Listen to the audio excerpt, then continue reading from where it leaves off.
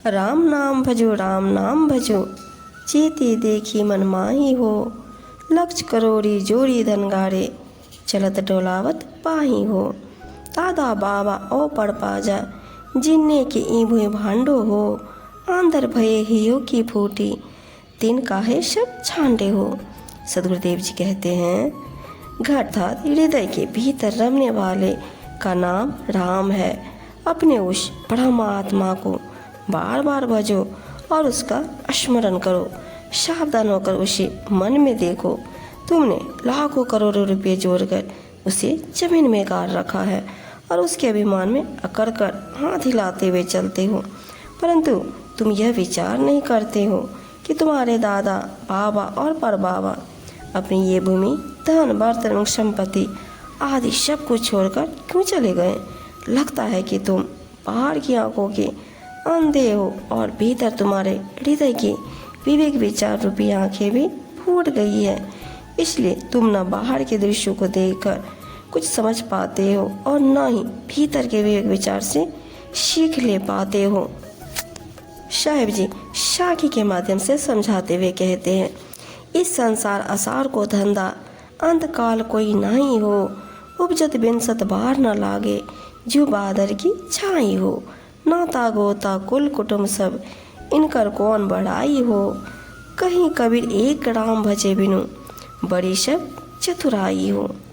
यह संसार असार का कार्य रूप है, अथवा इस संसार का सब व्यवहार सारहीन तथा निरर्थक है। अंत समय में कोई साथ नहीं होता।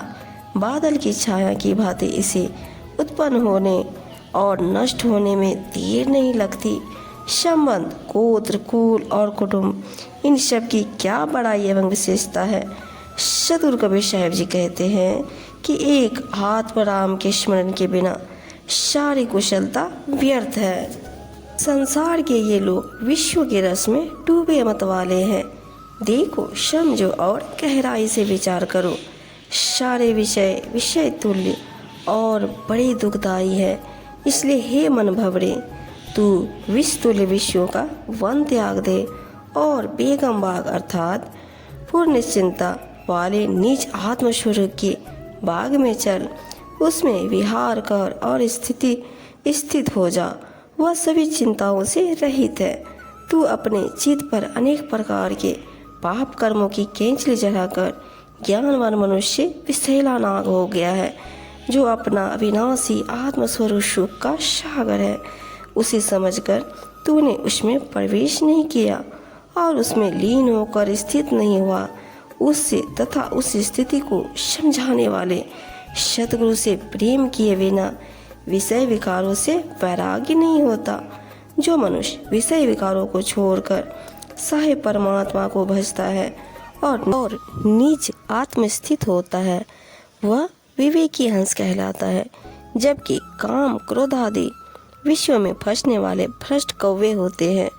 सतगुरु कबीर साहिब जी कहते हैं, हे भाई संतो सुनो, भजन साधना से जिसका पूर्ण भाग्य उदय होता है, वह परम सुख के सागर निज आत्मस्वरूप में स्थित हो पाता है। संसार की सब कपट चतुराई छोड़कर अपने हृदय के भीतर तुम ऐसी उत्तम भक्ति करो, दूसरों की सेवा करो, सबके प्रति विनम्रता का भाव रखो और सदा संत गुरुओं के अधीन रहो, जिससे तुम्हें सद्गुरु परमात्मा सहज भाव से आ मिले, अर्थात उसका सहज साक्षात्कार हो जाए। सद्गुरु ने अपने सदुपदेश में यह बात बताई है कि इस दुनिया में 4 दिन तुम्हें अपने अभिमान एवं स्वार्थ में गर्जना है, फिर तुम यहाँ नहीं रहोगे। इसके चक्कर में मत पड़ो। सबका मोह त्याग कर अतीन्द्रिय पुरुष परमात्मा से सच्ची लगन लगाओ।